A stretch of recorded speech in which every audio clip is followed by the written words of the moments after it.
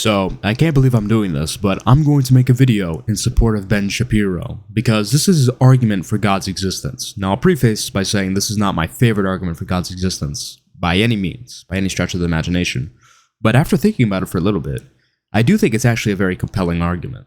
I think it's a good argument, at the very least. But when you look at the comments, you see a bunch of people saying, "Oh, okay, I've heard enough. Wow, it's got to be the worst argument. Blah, blah, blah. Source with defense really fast, blah, blah, blah. Oh. And you know what's funny? A lot of them say, oh, well, you know, he just talks really fast, so we can't understand what he's saying. That's how he gets away with it. But in reality, the truth, like, they were like, well, if we could slow him down, then we could, you know, figure it out, and it would be really bad. But the truth is, when you slow it down and actually understand what he's saying, it's a very good argument. It's a valid argument. However, there's ways of getting out of it as an atheist, which I'll go over. So with that being said, let's watch. Let me make sure you can actually hear it. What is your favorite argument for God's existence and why? So my favorite argument for God's existence is that I believe in free will. Okay, the reason that I think this is an argument for God's existence is because if you believe that human beings are essentially just balls of meat wandering around aimlessly in the universe, the kind of Spinoza's stone that thinks that it was moving of its own accord, but actually was thrown. If you believe that and you don't believe in free will, then there's an internal coherence and logic to it. If you believe that you have the ability to make independent choices, that you can actually supersede your own biological drives and the environment around you to any extent, even to the smallest extent, this means that you believe in something that can't actually be proved by science, but that you are living every single day. And the notion that you have that will, and not only that you have that will, but that will is capable of comprehending the universe around you, that your will is sort of, your ideas, your ability to comprehend the universe is a reflection of a reality, of an objective truth that is out there, that says to me that there is a God, there's a common source that stands behind that objective truth and stands behind the mind that can comprehend that truth. So, as a point to the commenters, Ben didn't really articulate this in the best way. This is nowhere, I wouldn't articulate the argument like this. Rather, I put it in a more formal format. More like, if free will exists, then God exists. Free will exists, therefore God exists. Something like that. And let's look at each premise. Premise number one, if free will exists, then God exists. Why? So, let's break this down, because this is the study of consciousness. Dualism versus physicalism.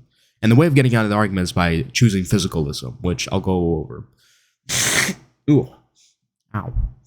In any case, what Ben described is very right here, because you can either have physicalism or dualism. Physicalism says, well, you don't actually choose what you're doing. Your brain states, your brain chemistry, I'm not choosing to speak right now. My brain chemistry, my brain states that I can't control. My physical brain states are determining what I'm doing right now.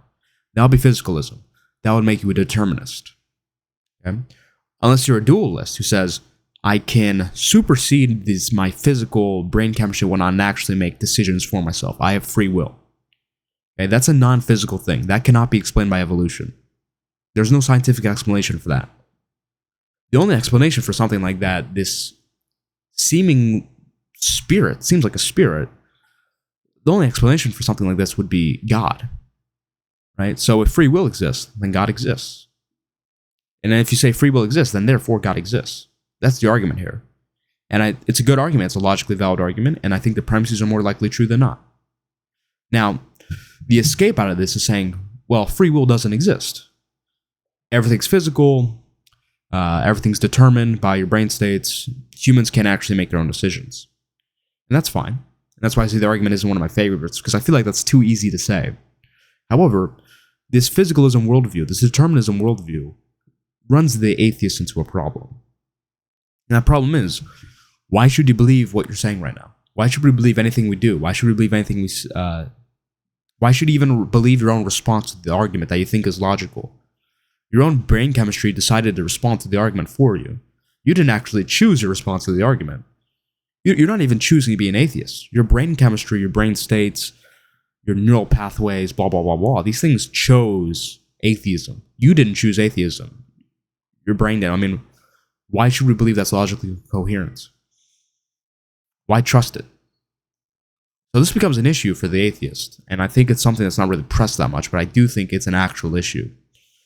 So with that being said, I'm surprised I was able to condense it into such a short video, but that explains the basic free will argument. I'm sure there's more to go into, but that's the very basic outline. This is a good argument. I'm not a big fan of Ben Shapiro anymore, at least, but this is actually a very good argument. I'll say that. Very good. Not as good as some of the others, but good. So there you go, Ben Shapiro. There's a point for you. Have a cookie, gold star. Probably not going to get another one.